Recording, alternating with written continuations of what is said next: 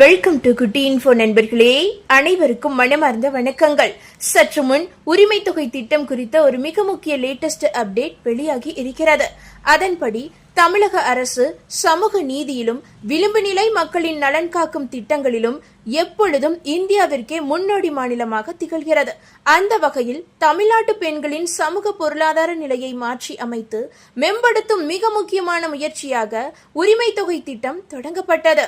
பெண்களின் உழைப்பிற்கு அரசு அளிக்கும் அங்கீகாரமாக இந்த திட்டம் கருதப்படுகிறது. பேரறிஞர் அண்ணாவின் பிறந்த நாளான செப்டம்பர் 15, 2023 அன்று முதலமைச்சர் மு.க. ஸ்டாலின் அவர்களால் இந்த திட்டம் தொடங்கி வைக்கப்பட்டது. உதவி என்ற சொல்லிற்கு பதிலாக உரிமை என்ற சொல்லை பயன்படுத்தி பெண்களின் சுயமரியாதையை உயர்த்தும் திட்டமாக மாற்றப்பட்டது.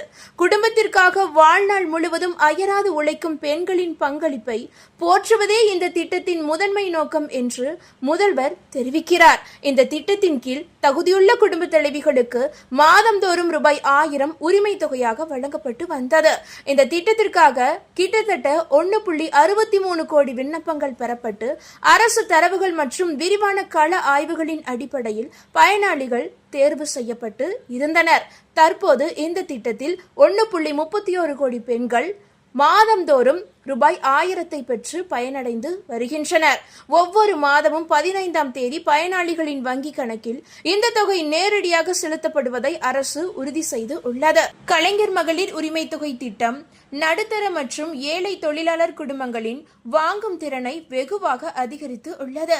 இந்த தொகையை முறையாக சேமிக்க விரும்பும் பெண்களுக்காக கூட்டுறவுத்துறையின் கீழ் தமிழ் மகள் என்ற தொடர் வைப்பு நிதி திட்டம் அறிமுகப்படுத்தப்பட்டு உள்ளது.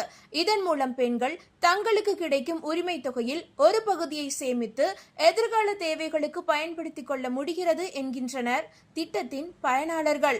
தமிழ்நாடு இந்தியாவிலேயே அதிகப்படியாக 42% பெண் தொழிலாளர்களை கொண்ட மாநிலம். இத்தகைய சூழலில் மகளிருக்கான விடியல் பயண திட்டத்துடன் இந்த உரிமை தொகையும் சேரும்போது பெண்களின் மாதாந்திர சேமிப்பு கணிசமாக உயர்கிறது. இது அவர்களின் முடிவெடுக்கும் திறனையும் குடும்பத்தில் அவர்களுக்கான மரியாதையையும் அதிகரித்துள்ளதாக ஆய்வுகள் தெரிவிக்கின்றன. இந்தியாவின் பிற மாநிலங்களும் பின்பற்றும் முன்மாதிரி திட்டமாக இந்த உரிமை தொகை திட்டம் உருவெடுத்து உள்ளது. பெண்களின் சமூக பொருளாதார சுதந்திரமே ஒரு மாநிலத்தின் உண்மையான வளர்ச்சிக்கு அச்சாணி என்பதை இந்த திட்டம் நிரூபித்து உள்ளது. பெண்களை அதிகாரப்படுத்துவதில் கலைஞர் மகளிர் உரிமை தொகை திட்டம் புதிய வரலாற்றை படைத்து வருகிறது என்கின்றனர் சமூக ஆர்வலர்கள். அதே போல இந்த ஒரு நிலையில் 2026ஆம் ஆண்டு திமுக மீண்டும் ஆட்சிக்கு வந்தால் பெண்களுக்கு வழங்கப்பட்டு வரும் மாதாந்திர உரிமை தொகை 1000 ரூபாயிலிருந்து 2000 ரூபாயாக உயர்த்தி வழங்கப்படும் என்று தேர்தல் அறிக்கையில் தெரிவிக்கப்பட்டு உள்ளது. கடந்த நிதி ஆண்டில் 1,31,00,000 பெண்களுக்கு 3 மாத கால உரிமை தொகையாக 3000 ரூபாய் மற்றும் கோடைக்கால சிறப்பு தொகையாக 2000 ரூபாய் என மொத்தம் 5000 ரூபாயை அவர்களின் வங்கி கணக்குகளில் நேரடியாக செலுத்தியது தமிழ்நாடு அரசு.